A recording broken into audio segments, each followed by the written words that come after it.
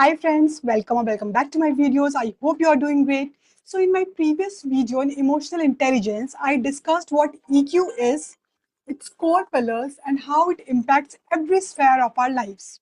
So today, let's talk about how to strengthen your emotional intelligence so you can live a more balanced, harmonious, and emotionally content life. So, as we now know, emotional intelligence is essentially bringing intelligence to our emotions. So, it involves self awareness, self control, empathy, the art of listening, conflict resolution, and cooperation. It's all about developing the abilities such as motivating yourself, persisting in the face of frustrations, controlling impulses, and delaying gratification. Regulating our mood, staying hopeful, empathizing with others, and preventing stress from overwhelming your ability to think clearly. Okay, people with the well developed emotional skills tend to be more content, effective, and productive as they live a more meaningful and fulfilling life. Okay, so here are few techniques to help you enhance your ability to understand and manage both your own emotions and the emotions of other people around you. And all of these techniques are based on strengthening the four pillars of emotional intelligence. That is self-awareness, self-management, social awareness, and relationship management as discussed in previous video. So now the first technique to develop your EQ is name the emotions. You know, we are trained to ignore or suppress those not so socially accepted emotions now since our childhood. So just by acknowledging the emotions helps us a lot clearing away the clutter of our mind. So acknowledge and name the emotion that you are feeling along with the cause behind it. Build your vocabulary of naming emotions. You know, at times we don't even recognize that this is the emotion that we are dealing with. So name that emotion and try to find the cause behind it. Okay? This next identify your belief about that emotion and challenge them as if are you seeing it from a pessimistic or any outdated belief that has been passed down from that ancestral chain or your own old experiences. For example, you feel anxious before giving a presentation. Okay, now you name it that I am feeling anxious instead of avoiding it. Okay, now you find the cause that because you believe that you would not be able to communicate clearly, you are feeling anxious. Okay, now next step is challenge your belief. As in, perfection isn't about connection. My worth lies in my authenticity and my message matters more than a flawless presentation. So here we change the belief that everything needs to be perfect in the presentation. Okay. So you make a good content, you practice it, and it is okay to stumble a little or a brief pause. Okay. This shift your mindset from anxiety to confidence, right? Now, the second step of strengthening your EQ is emotional relearning.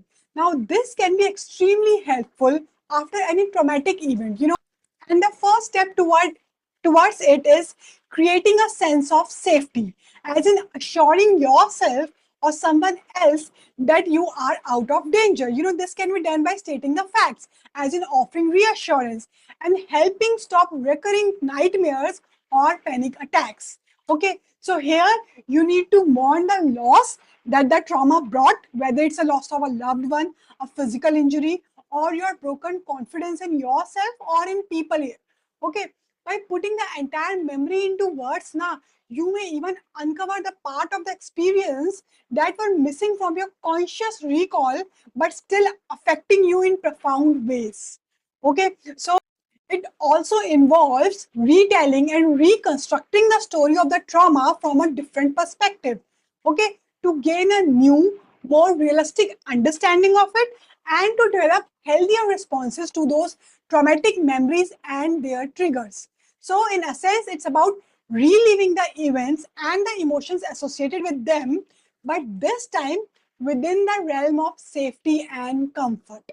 Okay, so for example, after a serious car accident, someone developed intense anxiety whenever she heard the sound of those screeching brakes. Okay, so even though she was physically healed, the sound triggered panic attacks because her brain associated it with danger. Okay, So through this emotional relearning with her therapist, she first established safety, as in reminding herself that she is no longer in danger and she is in a secure environment. Now that now the therapist guided her to retell the story of the accident, as in not just from the perspective of fear, but also from the fact and realities. As in, the accident was an isolated incident. It was out of my hand. I am safe and I have control over my driving and my surroundings. Okay. So they also worked on mourning the loss, the confidence she once had in the driving, and acknowledging her fear without judgment. So over time, by revisiting the memory in a safe space, her brain learned that hearing brakes screech does not automatically mean that she's in danger anymore. Okay. So the result is that person could drive again without panic and the trigger lost its overwhelming power. Okay, this is the power of emotional relearning. Okay, now the third way to enhance your EQ is challenge your thoughts, as in bringing intelligence in your emotions. So this is a powerful way to analyze your emotions, especially when they might be triggered by some past experiences rather than what is actually happening in the present. Okay, so when an emotion arises now and link itself to an old memory, use your intelligence to question it. Does this belief or feeling still hold true right now? Does it really have value in this moment? Okay, now, the another technique to build your EQ is active listening and clear communication. This is a very powerful method to build EI in social settings. Okay, and here comes the role of empathy. Active listening means listening to another person without judgment or the urge to respond defensively. Okay, so when you are truly listening now, you are not preparing yourself for retaliation, but you are tuning in to understand the other person's perspective. So it is more about respecting the difference in opinions. Okay, and only when you are an active listener now you can truly hear the feelings and emotions behind the words being spoken. Okay, and there are times when we expect the other person to understand what we are going through just by reading our cues, our body language, or our facial expressions. But that's not the right approach. When we do this, we often end up suppressing our emotions or blaming others for being inconsiderate, when in reality it is we who need to express ourselves more clearly. So here clear communication becomes the key. Okay, now the fifth technique to enhance your emotional intelligence is be mindful of non-verbal cues, our body reactions, our facial expressions, and the tone of our voice. Okay, non-verbal communication often speaks louder than the words. So pay attention how you show your facial expressions, those gestures, and the tone that convey your emotions. Okay, practicing body language awareness now, it helps align our verbal and non-verbal communication, making our message more respectful and emotionally intelligent. Okay, so maintaining a calmer, more sincere expression while expressing our emotions help the other person understand ourselves better and empathize with us. Okay, so for example, you are upset with a colleague about a missed deadline. Okay, so if you frown, cross your arms, and speak in a sharp tone, they might become defensive instead of listening. Okay, but if you keep your tone steady, your posture open, and your expression calm while saying, I was counting on that deadline and it put me in a tough spot. Okay, they are more likely to respond with understanding rather than resistance. Okay, now the another technique is pause and balance your emotional and rational mind. So there is a saying that don't take any action or make any promise when you are too sad or too excited. This is exactly what it's about. Okay, so in moment of those deep sadness or intense excitement, we often lose control over our rational mind. Okay, and decisions made in such emotional intensity now, they are usually regretted later. So instead, pause for a moment before taking any major decision or actions in your life. Okay, only when we are composed can we think of logical solutions to a problem or figure out how to handle something more effectively, okay, rather than being swept away by emotional overwhelm. Okay, now the next technique to enhance our emotional intelligence is delayed gratification and impulse control.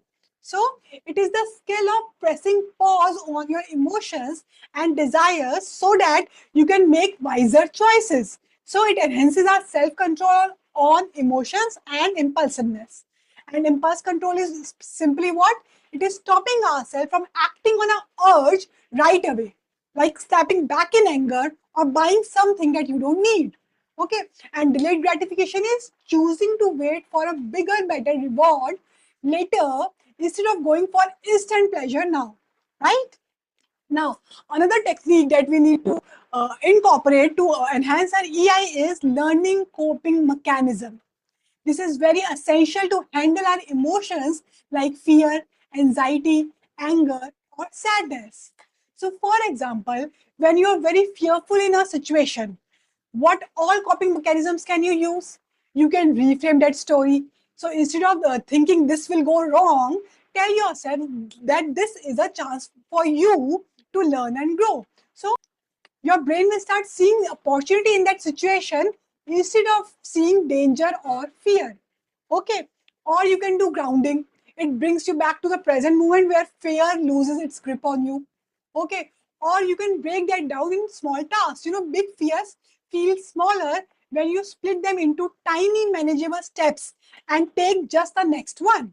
Okay, now, another powerful method to enhance your emotional intelligence is journaling. It is a powerful tool for bringing those hidden emotions to the surface.